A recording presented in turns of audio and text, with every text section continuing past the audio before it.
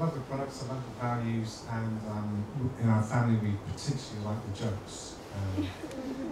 All the language, the wit, the humour, who writes the jokes, and also how does it translate to Germany and France and all the countries here?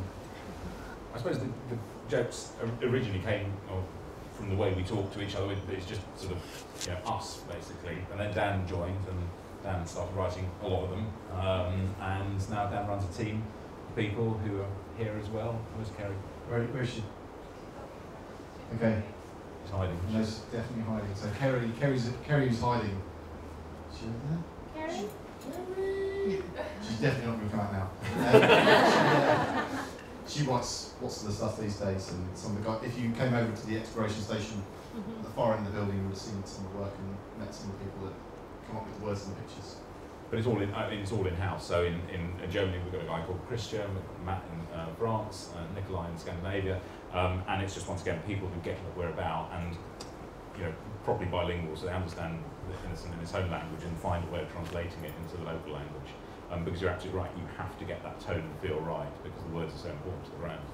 You get a bit paranoid when you see a German label and you think, what does it say?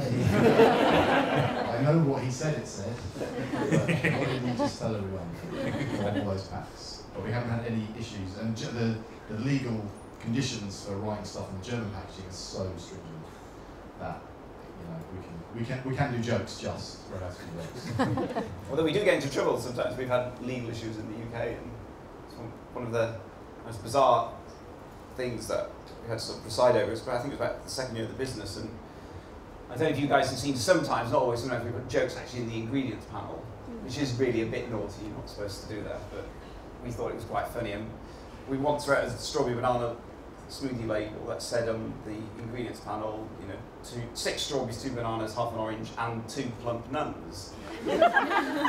Just a stupid joke, we didn't really mean anything about it, really think about it, just sort of printed it and off it went. And then about 3 weeks later we got a call from Kensington and Chelsea Trading Standards, which said, Mr. Reeve, we've had it brought to our attention that there's a reference to plump nuns in your ingredient panel.